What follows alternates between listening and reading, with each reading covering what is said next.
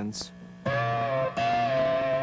add something in low. Usually it doesn't work out with the tension, so sometimes you have to pull up a little bit on one of the lower strings.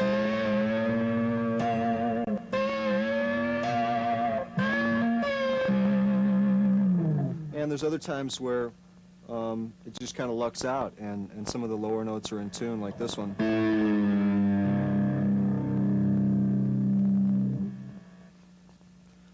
Okay, just to sum up this technique a little bit, I just want to say that it's mostly a feel thing. It's a little bit of maybe listening to some slide players and just getting a feel for the certain different voicings that someone might use on the slide. Basically, you just kind of get the technique down. You just kind of go for it.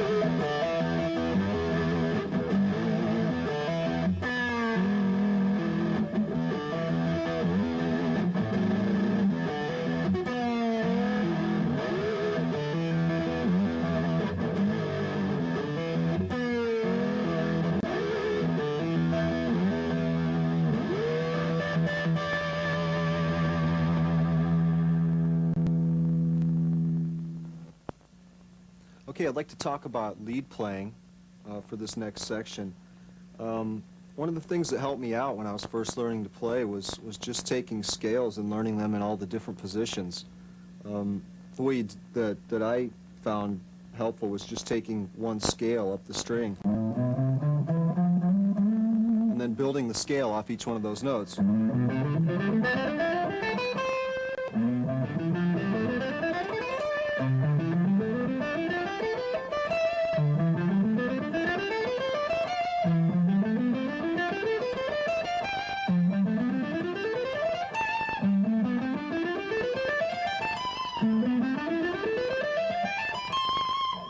Okay, when you do something like that and you play throughout the whole neck, I think you get a better idea of where you can play instead of just repeating yourself here and maybe taking it up an octave higher.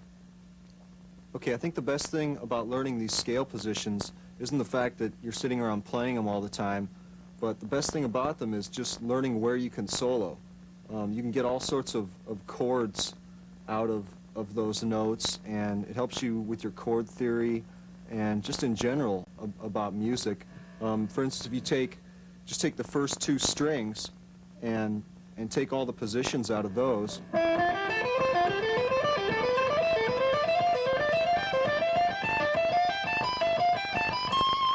you have a lot of different possibilities of chord fragments and patterns that you can make out of those. For instance, get all your thirds, all your sixths.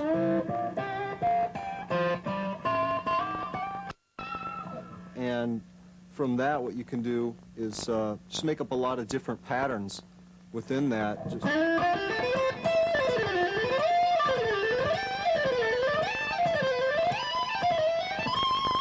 all I was doing there was just taking each position, skipping over one of them, and coming back to the one that I skipped.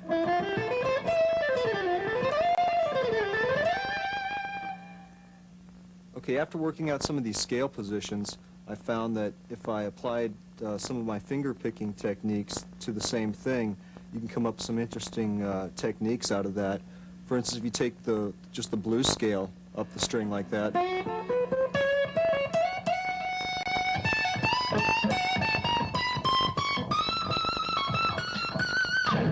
take that and do the same thing on the B string.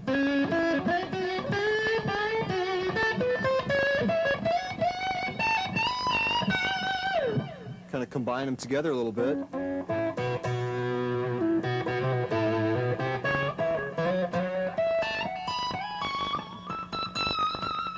And then and mix it up a little bit.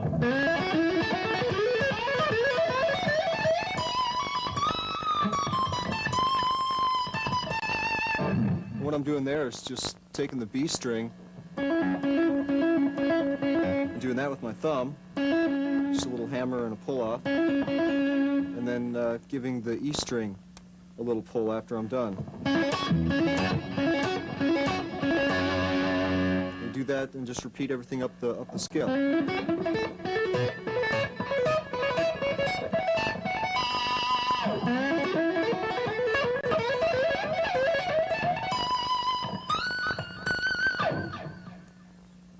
Now if you take that same concept of playing a blues scale straight up the neck on 2 strings, there's a couple other variations you can use. For instance, if you're in C sharp,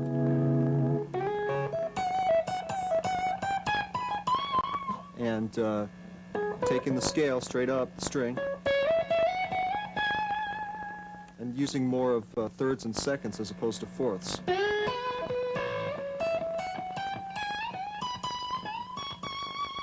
And what I'm going to do there is just use that same theory where I'm skipping the different positions and coming back to the positions that I had skipped, like this.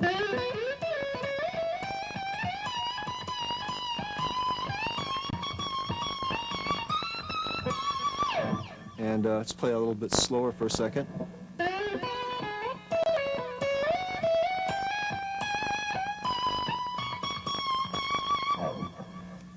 Okay, another technique you can use vertically up the neck like that is a technique that I think I found by just checking out different harmonica players, and it's a real standard harmonica lick.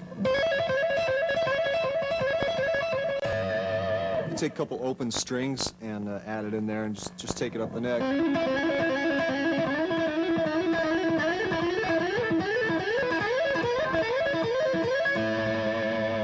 What I'm doing there is just the same thing again. With my thumb, just giving a little hammer and a pull off, except I'm sliding in to each position. And I'm just giving the first string a whack with my first finger on the open string.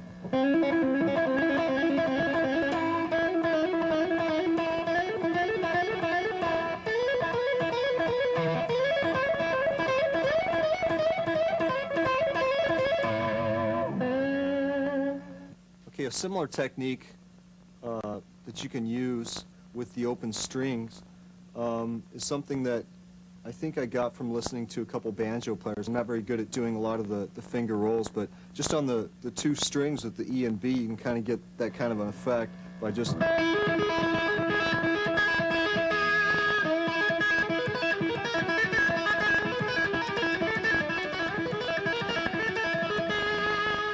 What I'm doing right there is just, my right hand is pretty much just back and forth on the 2 strings.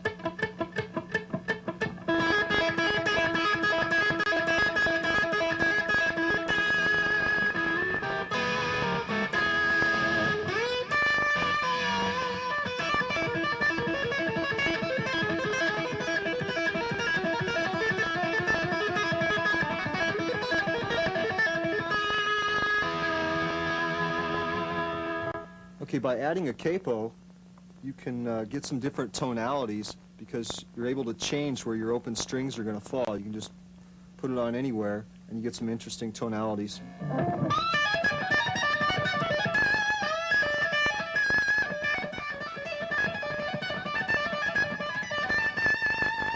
And right there what I'm doing is just, you know, again, skipping the different positions and coming back to the ones that I was skipping.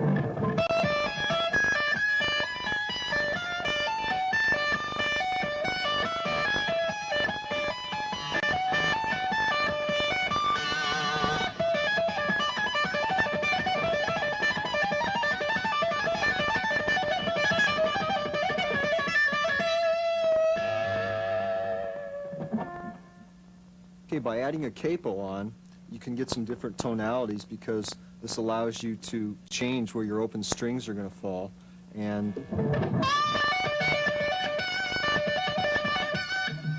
by changing it around,